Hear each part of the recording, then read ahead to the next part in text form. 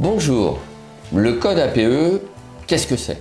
Dans cette vidéo, nous allons revenir sur ce terme, la définition de l'acronyme et surtout son utilité, ses contraintes, comment le changer.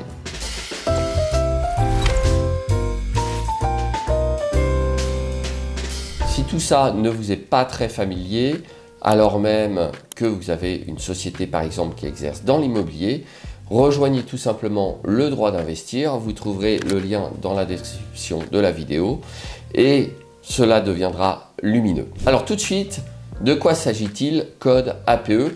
Commençons tout simplement peut-être par la définition de l'acronyme. Ça paraît un peu mystérieux APE et comme vous le savez en France, on adore les acronymes.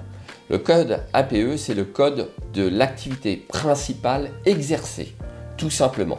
Donc lorsque vous créez une entreprise ou une société, vous allez devoir déclarer quelle activité votre entreprise ou votre société va exercer. Et un code APE va vous être attribué. Par qui le code APE vous est-il attribué? Il vous est attribué par l'INSEE, Institut National des Statistiques et des Activités Économiques. C'est à l'occasion évidemment de la création qu'il vous est attribué.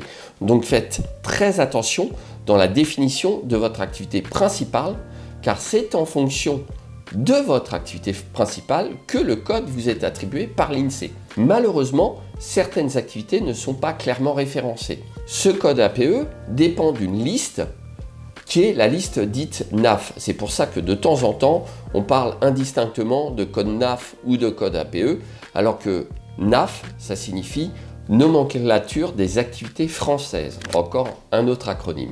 Toutes les activités ne sont malheureusement pas référencées comme je le disais. C'est pour ça que parfois il y a une confusion entre le code NAF et le code APE, alors qu'en réalité il n'y a pas de code NAF à proprement parler.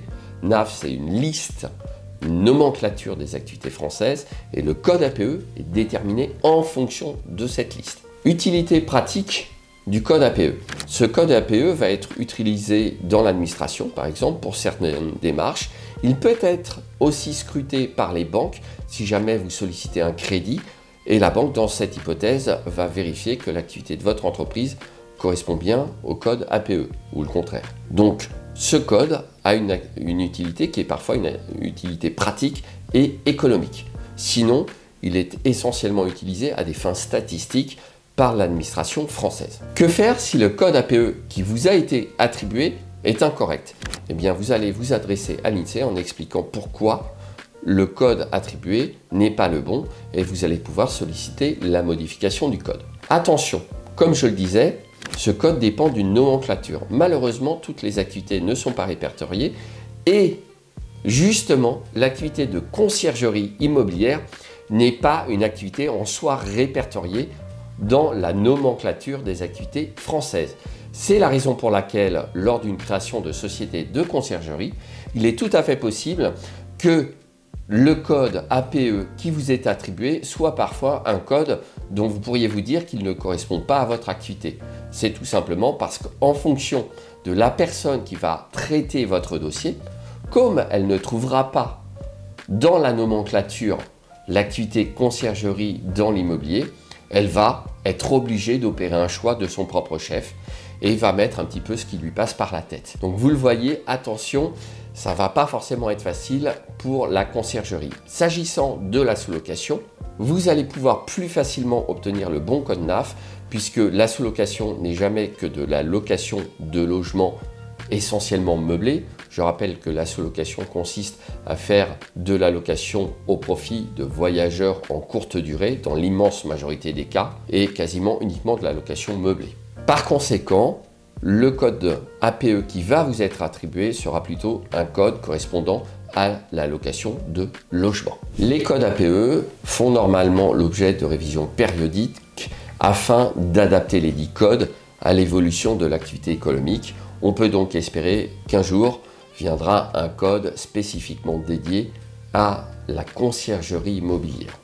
Un dernier point avant d'achever cette vidéo, le code APE peut parfois être utile également, dans certains cas, pour déterminer la convention collective qui serait applicable à votre société dès lors que vous employez des salariés. Ce n'est pas un élément déterminant, certes, mais ça peut être un indice parmi d'autres pour pouvoir appliquer la bonne convention collective. Donc vous le voyez, le code APE, sans être quelque chose d'absolument essentiel, comporte néanmoins des considérations pratiques. Par conséquent, je vous invite, lors de la création, à bien formuler l'activité principale pour essayer, en tout état de cause, d'obtenir le bon code APE. Évidemment, sur tous ces sujets, je suis à votre disposition en tant qu'avocat pour vous assister dans la création de votre société, qu'il s'agisse d'une société de conciergerie, d'une société de sous-location ou d'autres sociétés liées à ces activités notamment. Et puis, vous pouvez, comme je vous le disais tout à l'heure, rejoindre Le Droit d'Investir, mon podcast dédié aux investisseurs immobiliers et à l'actualité juridique et fiscale immobilière pour conciergerie, sous-loueurs et évidemment toutes les personnes qui s'intéressent de près ou de loin à l'immobilier. Je vous dis à tout de suite dans la prochaine vidéo.